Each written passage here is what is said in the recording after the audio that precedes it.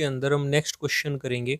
ये जो है इसके अंदर परसेंटेज का ही पार्ट है। तो आज का जो पहला क्वेश्चन है हमारे पास, वो क्या कहता है कि एक नंबर पहले इंक्रीज हुआ 16% से, फिर उसको इंक्रीज कर दिया 14% से, अब जो आया उस नंबर को डिक्रीज कर दिया 30% से।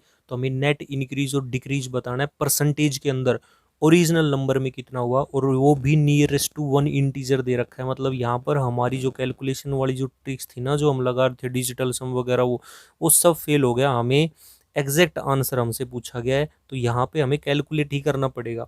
अच्छा, इस क्वेश्चन को करने के दो तरीके हैं, मैं दोनों ही बताता हूँ।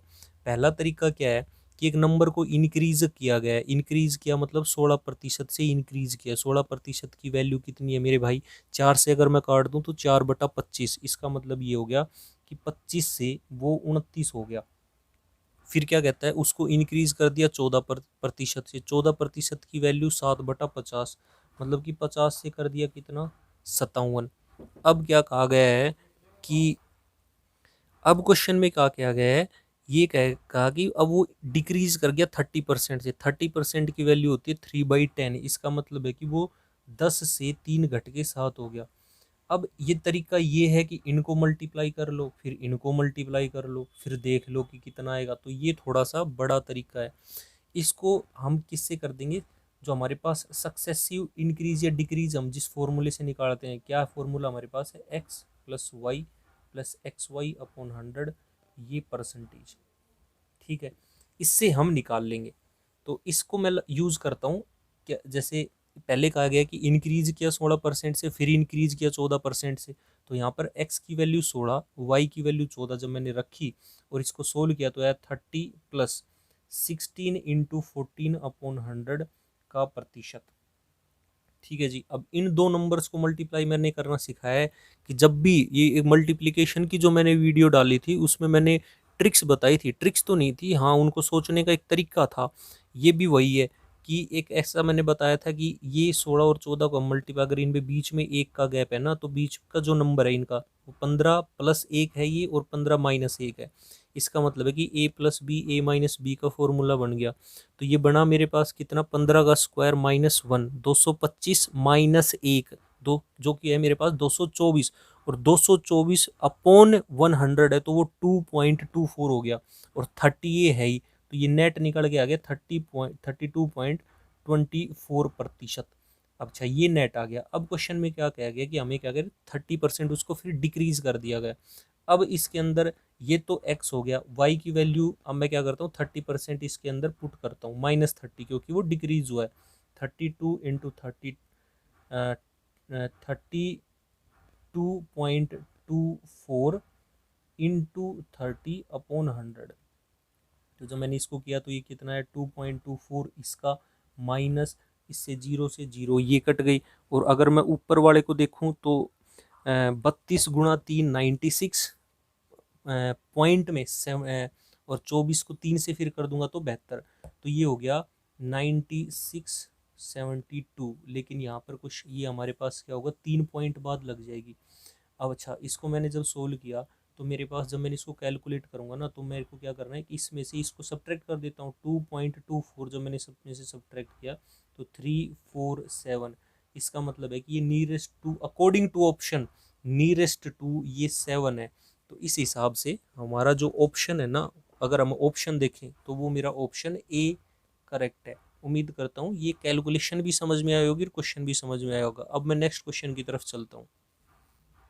इस वीडियो का अगला सवाल क्या है, जो हमसे क्या कहता है कि इस वीडियो का नेक्स्ट क्वेश्चन जो है वो मेरे पास कहता है कि राघव स्पेंड करता है 80% of his income. If his income increase by 12% and the saving decrease by 10%, then percentage increase in expenditure. देखो, हमें पता है कि किसी आदमी की इनकम कितनी होगी भाई, वो जितना एक्सपेंडिचर करेगा प्लस उसकी सेविंग।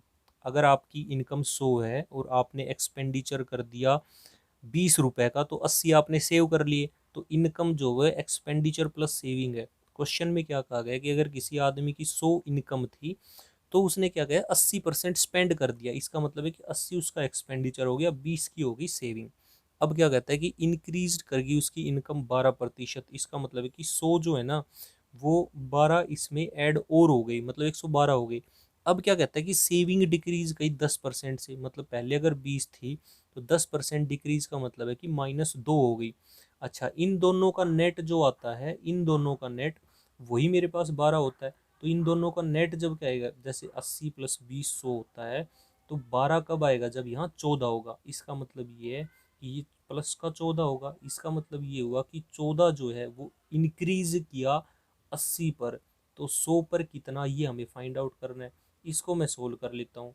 तो इसको मैंने किससे किया, 2 से कर दिया पहले, तो ये आया 7, और इसको मैंने 2 से किया तो 5, और ये 35/2 वो हमारे पास होती है 17.5%।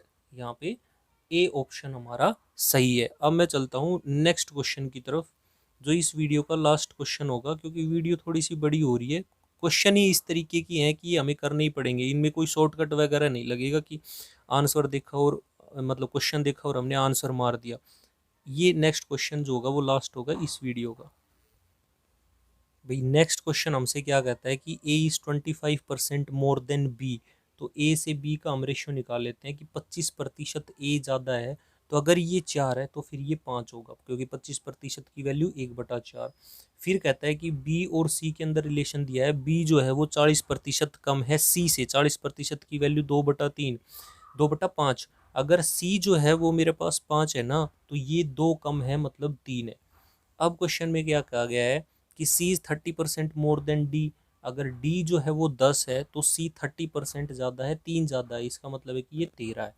अब क्वेश्चन में ये पूछा गया है कि then what percentage is A less than D. A और डी में रिलेशन बतानी है। अच्छा, जब भी ऐसा गिवन हो, ये ट्रिक है, आप इसको ट्रिक ही कह लो, क्योंकि ट्रिक नहीं है ये, बेसिकली ट्रिक्स होती नहीं है। हम लास्ट में एक मतलब जनरलाइज सॉल्यूशन हम देख लेते हैं और उसको हम कह देते हैं ट्रिक है। तो ये ट्रिक कह लो आप।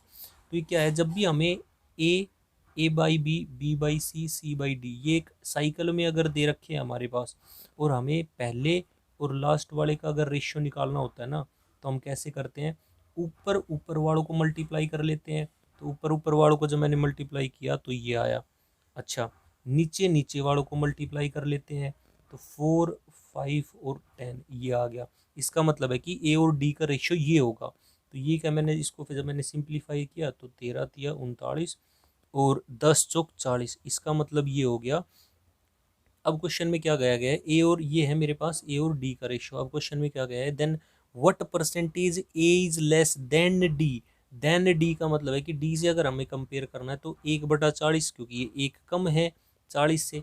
तो 1/40 की वैल्यू हमें पता है कि वो कितनी होती है, 2.5%। इसका मतलब है इस हिसाब से हमारा ऑप्शन डी जो है वो करेक्ट आंसर है। उम्मीद करता हूँ ये वीडियो पसंद आई होगी। भाई पसंद आई हो तो लाइक, शेयर और सब्सक्राइब जरूर कर दें। अब मिलता हूँ मैं नेक्स्ट क्वेश्चन के साथ नई वीडियो में। धन्यवाद।